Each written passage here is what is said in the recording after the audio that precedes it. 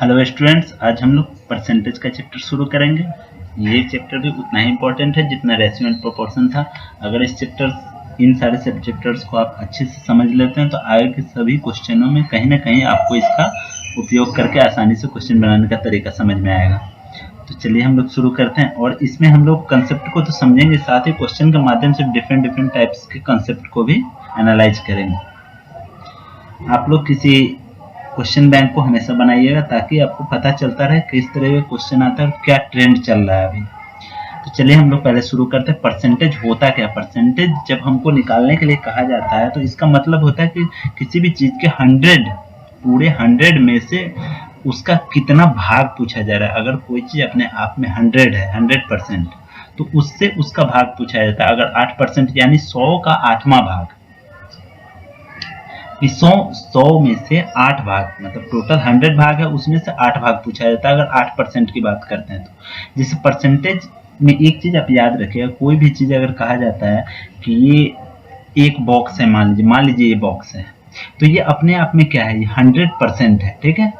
अगर इसका आधा बोला जाए तो ये 100 का आधा 50% हो जाए, इसलिए कोई भी चीज अपने आप में 100% होता है। और चलिए एक चीज और देखते हैं इसमें, A represented as the percent of B।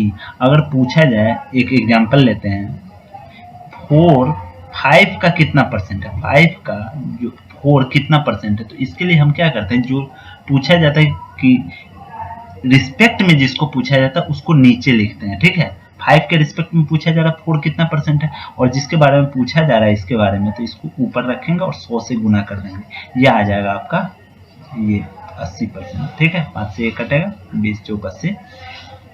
इसी तरीके से अगर आपको कोई, ये एग्जांपल के तौर पे है, अगर 0.35 को परसेंटेज में बदलना है तो आप क्या करेंगे, सीधे 100 से गुना कर दीजिए। ये करने की जरूरत नहीं है, सीधे 100 से गुना कर दीजिए, आपको 35% हो जाएगा। अगर 35% दिया है, मान लीजिए 12.5, एग्जाम्पल ये है, 12.5% दिया है, इसको आपको फ्रैक्शन में चेंज करना है, तो आप क्या करेंगे, 12.5 में 100 से भाग दे देंगे। जब परसेंटेज का साइन ये होता है, ठीक है, साइन जब ही हटाते हैं परसेंटेज का, तो हम किसी भी चीज में 100 से भाग दे देते हैं।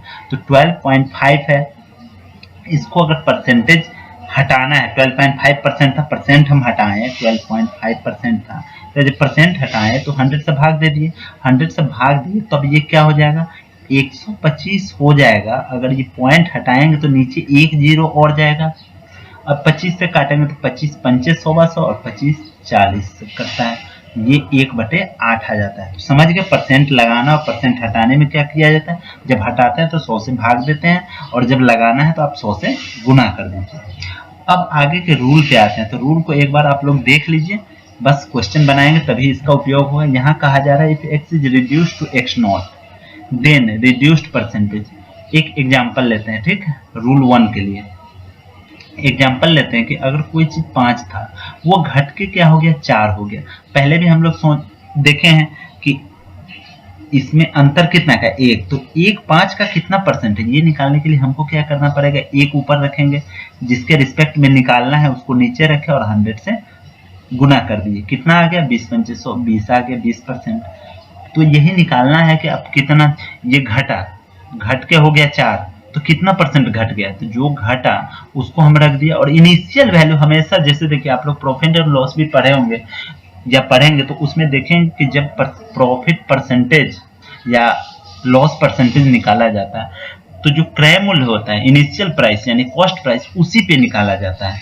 तो वही चीज है, इनिशियल वैल्यू क्या था, 5 था, तो इसी के रिस्पेक्ट में निकलेगा। अब नेक्स्ट एग्जांपल अगर आप लेते हैं कि वैल्यू बढ़ गया, तो क्या करेंगे, 4 से 5 हो गया, तो अभी इनिशियल वैल्यू क्या था, 4 था, तो इसके रिस्पेक्ट में निकालेंगे।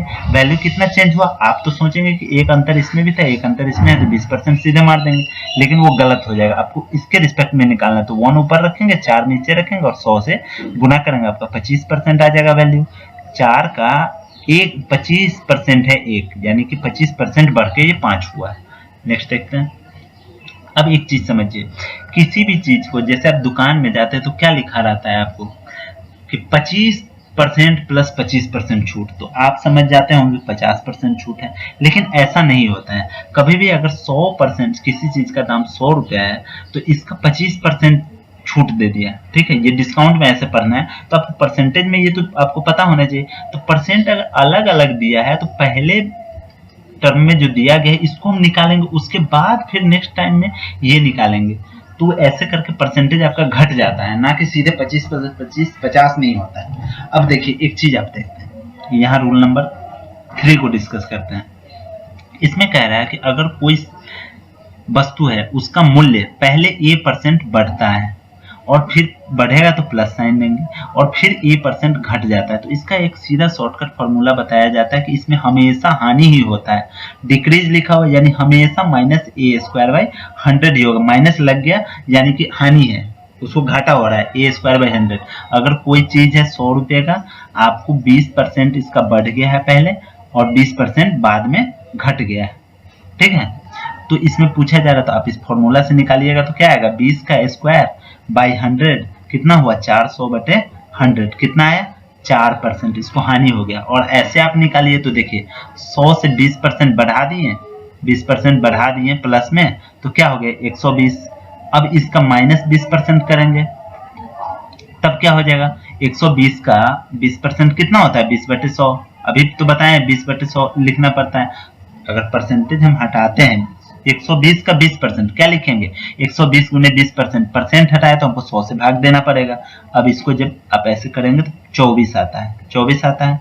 इसमें से 24 घटेगा 96 आ गया। देखिए 100 में 4 का अंतर है, 100 में कोई चीज अगर है 100 में 8 कितना परसेंट है, 8 है, 100 में 4 कितना परसेंट है, 4% है। तो ये देखिए यहाँ भी 4% आया था। तो इसको आप लोग ऐसे याद रख सकते हैं, जब भी इस तरीके का क्वेश्चन है सीधे आपको मार देना है A²/100। अब देखिए ये आया कहां से, देखिए इस रूल को आप देखिए, जब किसी वस्तु में A% इंक्रीज होता है उसके बाद अगेन B% घट जाता है, तब फॉर्मूला क्या होता है, उसमें परसेंटेज चेंज क्या होता है, उसमें क्या अंतर आएगा, वो बढ़ेगा या घटेगा। बढ़ेगा या घटेगा वो डिपेंड करता है, अगर निगेटिव वैल्यू आया तो वैल्यू उसका घट जाएगा, निगेटिव अगर आया इसका कैलकुलेशन अगर निगेटिव आया तो उसका वैल्यू घट जाएगा, पॉजिटिव आएगा तो बढ़ जाएगा, ठीक है। चाहे वो पहले बढ़ा हो या बाद में बढ़ा हो, या पहले घटा हो या बाद में घटा हो, उससे कोई फर्क नहीं पड़ता है। तो फॉर्मूला आपको क्या याद रखना है कि आपको इस तरीके से फॉर्मूला याद रखना है, A+B+A×B/100। अब देखिए इस केस में क्या है, पहले बढ़ा है तो A लिखेंगे, उसके बाद घटा है तो इसका साइन माइनस में आ जाएगा, ठीक है, प्लस ही रहेगा। पहले वाले का साइन क्या था, प्लस में, दूसरे वाले का साइन क्या था, माइनस में। फॉर्मूला याद करने का तरीका सीखिए। उसके बाद क्या आ जाएगा, A-B, ये माइनस और प्लस माइनस हो जाएगा AB/100। यही चीज आपको दिया गया है परसेंट। अगर ये माइनस में आता है, इसका कैलकुलेशन वैल्यू माइनस में आता है, तो आप समझ जाइएगा कि इसका वैल्यू घट जाएगा, ठीक है। तो वही फॉर्मूला ये भी है कि पहले प्लस ले लिया, पहले प्लस लेंगे तो प्लस, पहले माइनस ले लिया, पहले घटा दिया गया है, डिक्रीज बाय A%, और नेक्स्ट टाइम में इंक्रीज बाय B%। तो पहले माइनस ले लिया, दूसरी बार प्लस ले लिया है, उसके बाद फिर प्लस तो प्लस ही रहेगा, माइनस ऊपर लेंगे फिर और प्लस में भी लेंगे, 100 करेंगे तो इसका फॉर्मूला यही आएगा ना आपका, यही आ जाएगा -A प्लस B, और ये प्लस माइनस करके माइनस आ जाएगा AB/100। नेक्स्ट देखिए first decreased by A% then by B%, यहाँ दोनों डिक्रीज हो रहा है। तो आपको एक बेसिक फॉर्मूला हम बताए थे A+B+AB/100। अब जो घट रहा है वहां पे माइनस रख रहे हैं, तो यहाँ भी माइनस हम रख दिए, यहाँ भी माइनस रख दिए, और यहाँ भी माइनस रखेंगे, यहाँ भी, तो माइनस माइनस प्लस ही रह जाएगा, प्लस AB/100। कहीं कोई कंफ्यूजन नहीं होना चाहिए। इसमें भी सेम चीज है, अगर निगेटिव वैल्यू आया तो घटेगा, पॉजिटिव आया तो बढ़ेगा। फिर वही है, दोनों बढ़ गया है, एक बार A% से बढ़ा, दूसरी बार B% से बढ़ा। इस कॉन्सेप्ट को आई होप कि आप समझ गए होंगे। अब आते हैं, if the cost of an article is increased by A%, किसी भी वस्तु का वैल्यू A% हो गया। इस चीज को, इस रूल को आप अच्छे से समझिएगा। देखिए कॉन्सेप्ट क्लियर होने से आपको फॉर्मूला भी याद रहता है और आप अच्छे से समझ भी पाते हैं। क्वेश्चन को अगर फॉर्मूला भूल भी जाते हैं तो डील कर लेते हैं। तो if a cost of an article is increased by A%, चलिए एक एग्जांपल लेते हैं, ठीक है। अगर किसी चीज का वैल्यू दाम था 4 रुपया, अब बढ़ के क्या हो गया, 5 रुपया हो गया। कितने परसेंट का बढ़ोतरी हुआ, 4 का एक बढ़ रहा है, यानी 25%, 25 चौका 100 होता है, 25% इंक्रीज हो रहा है। How much then how much to decrease the consumption, अगर दाम जो बढ़ गया है 4 से 5, तो अभी जो खर्च हो रहा था, मान लीजिए पहले कितना खर्च हो रहा था, पहले खर्च हो रहा था 5 आइटम खर्च हो रहा था, 4 रुपया दाम था, यानी 20 रुपया अब पहले भी लगा रहे थे। अभी हम क्या किए, जब दाम बढ़ गया तो हमको कंजम्पशन तो कम करना पड़ेगा, तो हम क्या किए 4 कर दिए, तो 20 का 20 ही रह गया। बात समझ में आ रही है कि उसको खर्च बराबर रखना है, खर्च उसको बराबर रखना है, लेकिन दाम बढ़ने के कारण उसका कंजम्पशन कम होगा। पहले 5 खर्च होता था, अब 4 ही खर्च करना है, रुपया उसको बराबर लगाना है। अगर 5 चीज पहले खाता था तो अब 4 ही खाएगा। तो देखिए 25% बढ़ा था। कंजम्पशन में कितना का कमी आया, 1 का। 1 जो है 5 का कितना परसेंट है, 20% है, पीछे हमने निकाला था 20% है। तो वही चीज आप देखिए 25% अगर बढ़ा है तो कंजम्पशन कितना घट गया, 20%। इस फॉर्मूला पे आप रख के देख लीजिए इसको, कंजम्पशन कितना बढ़ा था, दाम कितना बढ़ा था, 25%। दाम जो बढ़ा हुआ उसको ऊपर लिखते हैं, फिर 100 प्लस 25, फॉर्मूला को आपको समझा रहे हैं कि आता कहाँ से है।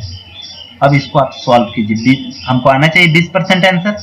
देखिए 25 बटे 125, 25 बटे 125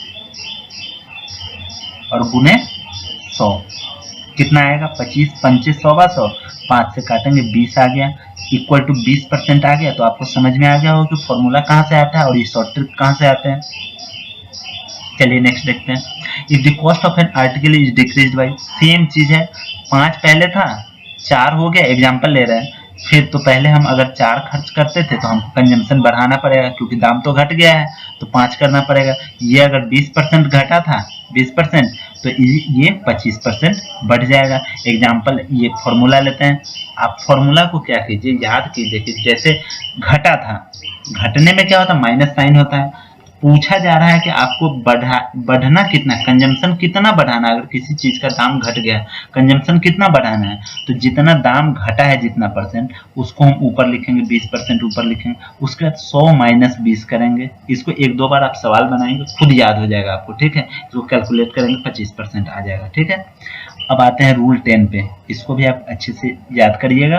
if the length of a rectangle is increase by A% and breadth is increase by B%, पीछे जो हमने पढ़ा है सेम चीज है, A% बढ़ गया, फिर B% बढ़ गया, और प्लस में AB बाई 100 कर दी, इतना परसेंट ही चेंजिंग आएगा उसके एरिया में। एरिया की बात कर रहा है, देखिए the area of rectangle will increase by, जब बढ़ने की बात हो रही तो हमेशा ये पॉजिटिव ही आएगा, क्योंकि इसमें नेगेटिव वैल्यू तो है ही नहीं, तो बढ़ेगा ही।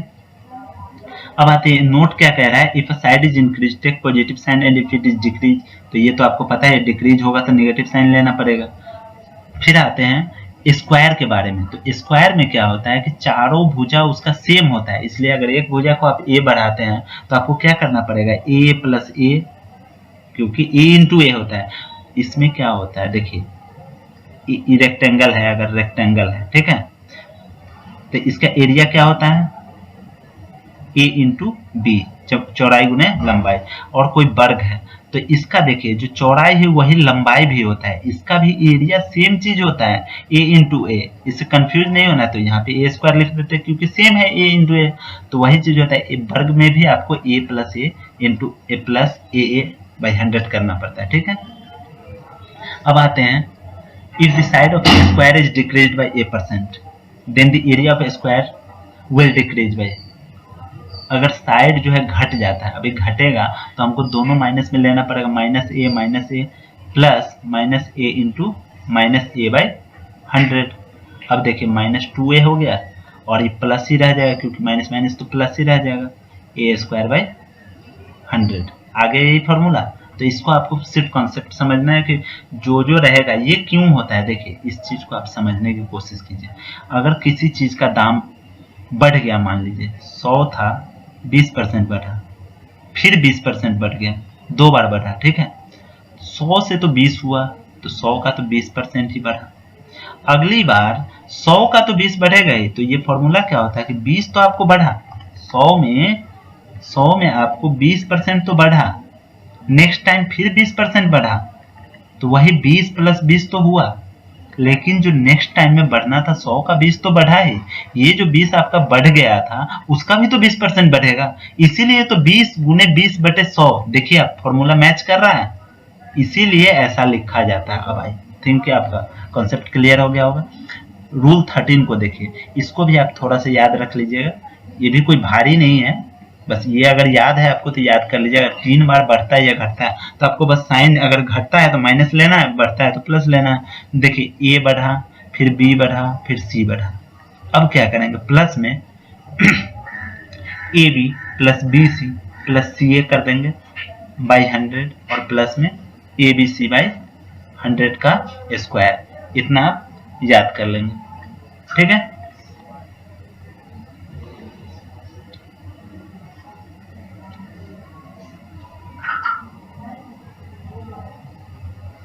अब देखिए एक चीज आप लोगों को समझाना है, किसी चीज में अगर कहा जाता है 100%, समझने की कोशिश कीजिए, यानी कि वो संख्या जो है उसका पूरा पूरा, देखिए 1 by 1 हो गया। 50% जो संख्या नीचे है उसका आधा, दिख रहा है आपको, 50/100 1/2 हो गया।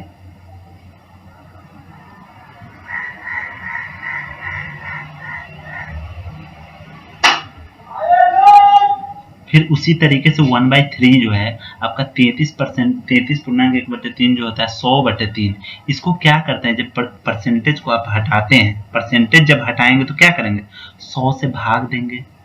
ये चीज क्या लिखा हुआ है, 100/3%। इसको इसलिए मैं बता रहा हूँ क्योंकि अगर ये आपको नहीं याद रहेगा तो आप इसको कैलकुलेट करने लगे और परेशान हो जाएंगे कैलकुलेशन में। अगर आपको याद है तो सीधा आप उसमें 1/3 से गुना कर देंगे। अगर आपको कहा जा रहा है कि 9 का 33.1/3%, अगर ये चार्ट आपको याद है या आपने कभी इसको प्रैक्टिस किया है तो आपको सीधा पता है कि 100/3% हटाएंगे तो 100/3/1/3 हो जाता है, 9 गुने 1/3 आप कर देंगे, सीधे 3 आंसर आ जाएगा आपका, 3 आंसर आ जाएगा। ठीक है, तो इसलिए इस चीज को आपको समझना पड़ेगा। 20% की बात करेगा 20/100, 1/5। 10 का पूछेगा, 10 का 20% पूछता है, ठीक है 20%, तो आप क्या करेंगे, सीधे 10 गुने 1/5 कर देंगे। अब इस चीज को आप समझिए कि 100 है, उसका 20% कितना होता है, 100 का 20% 20/100 होगा, 100 का 20% 20/100 होगा। अब देखिए 20 से जब इसको काटे तो 5, इसका मतलब क्या हुआ, 1/5 आता है। 20/100 अगर हम किए तो ये वैल्यू 1/5 आता है, यानी आपको पता चल रहा है कि 5 का 20% 1 है, 5 का 20% 1 है। इसलिए जब भी आपको कहा जाएगा कि किसी चीज का 20% निकालिए तो आप 20/100 नहीं लिखेंगे, 1/5 से उसको गुना कर देंगे। अगर 20 का 20% पूछा जाए तो आप सीधे 1/5 से गुना कर दीजिए। ठीक है, आपका आंसर आ जाएगा सीधे 4। इसी तरीके से आपका 9.1/11% है तो आप इसको सीधे 1/11 से कीजिए, क्योंकि देखिए सब में ऊपर जाके 100 ही बनता है।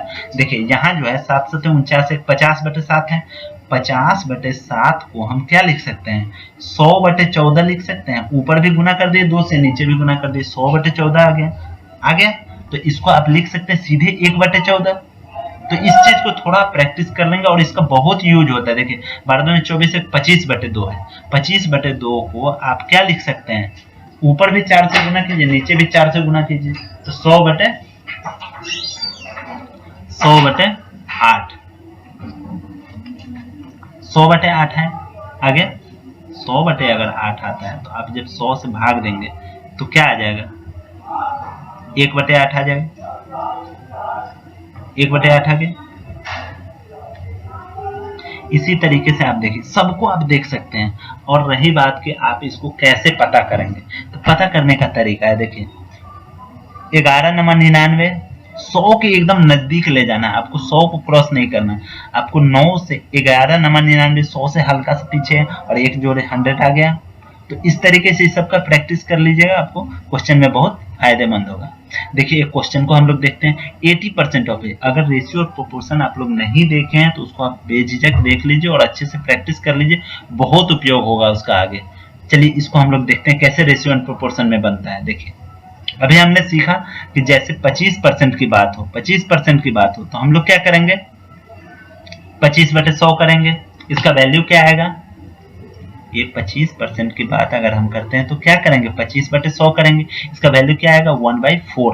तो जब भी हमको 25% कहा जाएगा तो 1/4 हम लिखेंगे, यानी एक जो है 4 का 25% है। उसी तरीके से 20% कहेगा तो हम क्या करेंगे, 20/100 यानी कि 1/5 लिखेंगे।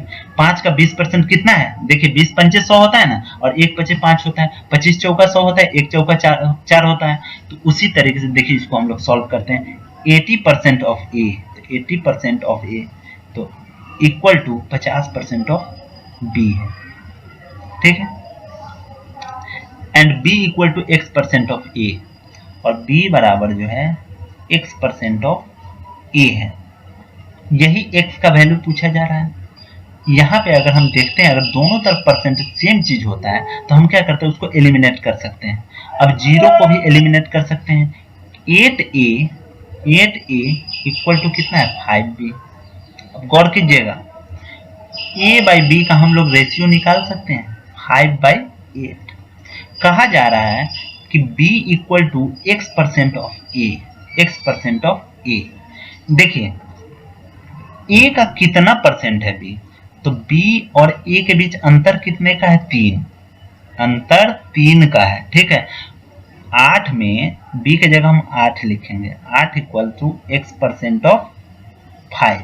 देखिएगा 8 में 5 तो है ही, यानी 100% तो है, 100% तो है ही। एक्स्ट्रा में क्या है, प्लस में है ये 3 और है, तो 3 कितना परसेंट होगा। आपको पहले ही हम बताए हैं कि जिसके रिस्पेक्ट में पूछा जाता है उसको नीचे रखते हैं। तो हम लोग क्या करेंगे, 3/5 गुने अगर 100 करते हैं तो ये 20 पंचे 100 यानी 60 होता है, 60%। यानी 3 जो है 5 का कितना परसेंट है, 60%। तो हम जब 60 जोड़ देंगे तो ये टोटल 160% हुआ। लेकिन आपको हम कैलकुलेट करके बताएं, अगर हमको सीधा करना होता तो हम पहले भी जानते हैं कि एक जो है 5 का 20% होता है, 5 का 20% होता है। 3 कितना परसेंट होता है, 3 गुना होगा 60%, तो 160। कितना आसान था, अगर रेशियो एंड प्रोपोर्शन और ये मेथड सब आपको पता हो, कितना आसानी से आप इसको बना सकते हैं। देखिए student multiplied a number by 3/5 instead of 5/3। अब कह रहा है कि what is the percentage error. तो परसेंटेज एरर हम लोग कैसे निकालेंगे, प्रॉफिट अगर निकालना होता है तो जो सेलिंग प्राइस होता है उसमें से कॉस्ट प्राइस घटाते हैं, यानी कि जो फाइनल प्राइस होता है उसमें से इनिशियल वाला वैल्यू घटाते हैं। यहाँ पे शुरुआती वैल्यू क्या है 3/5, बाद का वैल्यू क्या है 5/3, यानी कि जो एरर है वो कितना है 5/3 माइनस 3/5 है। और किसके रिस्पेक्ट में निकालना है, जो शुरुआती वैल्यू था उसी के रिस्पेक्ट में निकालना है हमको, और गुने 100 करते हैं तभी तो निकलता है ये। अब इसको जब घटाएंगे तो 25 में से 9 जाएगा 16, 16/15, और ये 5 ऊपर जाएगा, नीचे 3 रह जाएगा, 5/3 गुने 100 आपका वही आ जाएगा वैल्यू। 5 से 3 कट गया, 16, एक सेकेंड, सॉरी यहाँ पे हम मिस्टेकन हो गया थोड़ा सा। ये जो दिया इनिशियल वैल्यू ये दिया, इंस्टेड ऑफ इतना 5/3 के बदले कितना वैल्यू ले लिया गया था, 3/5 ले लिया गया था, 3/5 ले लिया गया था। तो परसेंटेज एरर हमको निकालना है, तो जो अंतर आएगा किसके रिस्पेक्ट में निकालेंगे, पहले वाले वैल्यू के रिस्पेक्ट में। तो 5/3 रखेंगे और गुने 100 करेंगे। अब 25 में से 9 गया, 16/15 5/3, तो इसको आप लोग 3/5 कर सकते हैं, गुने 100 करेंगे। 3 से ये कट गया 5, 25 चौका 100 हो जाएगा, और 16 चौका 64% एरर है। समझ गए। आज के लिए इतना ही। नेक्स्ट वीडियो में हम लोग कुछ क्वेश्चंस को डिस्कस करेंगे और अच्छे क्वेश्चंस को डिस्कस करेंगे, कॉन्सेप्ट